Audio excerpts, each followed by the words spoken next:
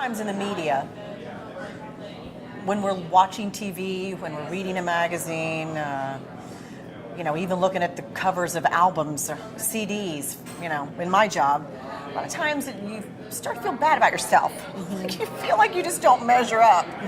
And what we don't realize, I think, is that a lot of that is photoshopped, and a lot of that is the cameras placed in just the right makeup, hair, special diets, chefs, you name it, they've got it. Coach, and like a workout coach, and you may not be able to afford that, but that doesn't mean that you have to judge yourself according to those things, but we all do it. One facet of my business is weight loss coaching, and what I focus on more though is how to love your body before you've lost any weight at all. Because what I've noticed with my clients, because of the compare and despair that you're talking about, that we're constantly bombarded with messages from the media, is that my clients can lose a lot of weight and it's still not enough because they're still comparing themselves to a photoshopped image. And so if you're not learning how to love the skin you're in right now, which I know that's a tall order and we can talk about that. We'll probably talk about that a lot throughout this series. But what's interesting to me about it is that the media and the imaging and the marketing, particularly print media, because that's where they can Photoshop and manipulate Although things. you can Photoshop video now. You can? Oh, yeah. Oh, get on that. There you go. That's right. Just kidding. Those of you behind the camera. No, we love ourselves. Oh, wait. But there are times though when we're affected because that's how we're predispositioned to be that way. Well, we're raised that way, which is why I'm so passionate about even reaching we have weak spots. Hey, Photoshop that. Yeah, exactly. I mean, it's what's interesting is how the mind works, and I don't want to get too deep into neurology, but there are parts of the brain that we lovingly call the lizard mind, the lizard brain, reptilian brain, and the brain's job is to issue negative impulses to keep us safe. We're no longer running from tigers, right? Right. So now our minds freak out about all sorts of nonsense in an effort to keep us safe. So you're not broken, you're not... In our work, with other women around us. Right. How many times do you, in your own life, catch yourself when a woman walks in the room, you're already prejudging. You're already looking her up and down. Maybe you like her boots. She's too pretty. I'm not talking to her. Or whatever, and that's awful for us to do that, but we've all done it.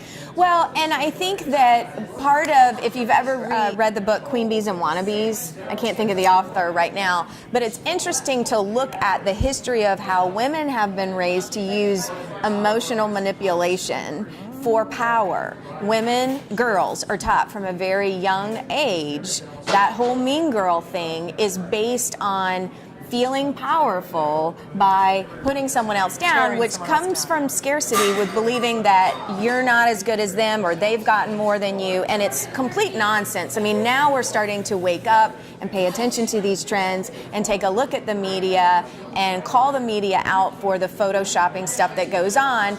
And if we can turn our eyes and ears on and teach girls to our daughters to pay attention to what is happening and how that can have an effect, even on the most self-empowered people, how that can have an effect. What you feed your mind on a daily basis can have an effect on your self-esteem, and learning how to talk back to it. I mean, I think that is really the cure, is learning how to kind of ditch the mean girl nonsense, divert your attention to things that you love about others and yourself.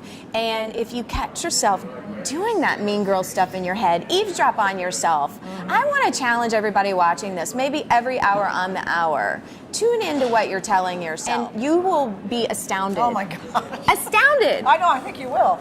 I totally think you will. At what you're thinking, and you probably wouldn't say those things to your worst enemy, what you think sometimes about yourself. This is some of the work that I do with people, but in terms of what's going on in the media, I think what's even sneakier now, and I'm in the self-development industry, is that a lot of the magazines are kind of like, okay, so we can't do the whole perky your buns in 10 days thing. So now it's turning towards this whole new you stuff. And it's still this message of not enoughness. Yep. So let's keep them all busy. This isn't conscious, but this is like structural happening within the fiber of marketing. Let's keep these women running ragged and distract the hell out of them so that, Right. you know, we keep them in their place. That's my opinion that what's happening. So I'm like, I'll tell you where my place is, That's and it's exactly not with right. this nonsense. Because we only can be truly dangerous as women, and we've talked about this before, and that means that we are united. And I think I'm sure for hundreds of years, women spent the majority of their time trying to divide each other or separate each other from, or separate themselves from each other.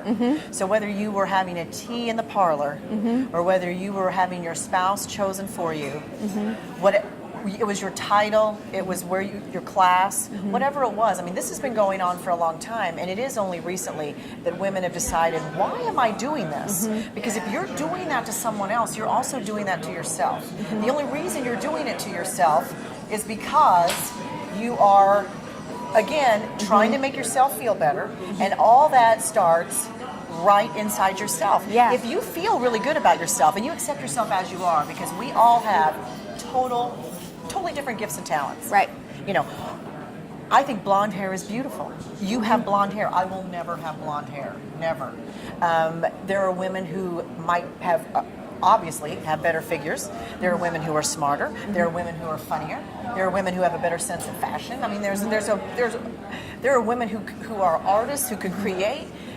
That is not necessarily me, but Right. why does that make me feel inferior to them? Right. And I think that that's the work for all of us, is to figure out and honor what's amazing about ourselves. In coaching, we call that your original medicine. Like, you come into this world with a blend of gifts and talents that's unique to you. And the sooner we can help young girls figure out what that is for themselves, then it becomes a celebration. And you try her challenge about examining what you're thinking in your everyday life, an hour, like every hour. Every kinda hour, just re-examine. kinda, yeah. And you will find that if you are doing that, if you are thinking negative about the people that you are coming into contact with, because that makes you somehow feel better, you start supporting them, you start complimenting them, and helping them feel better, you will feel better.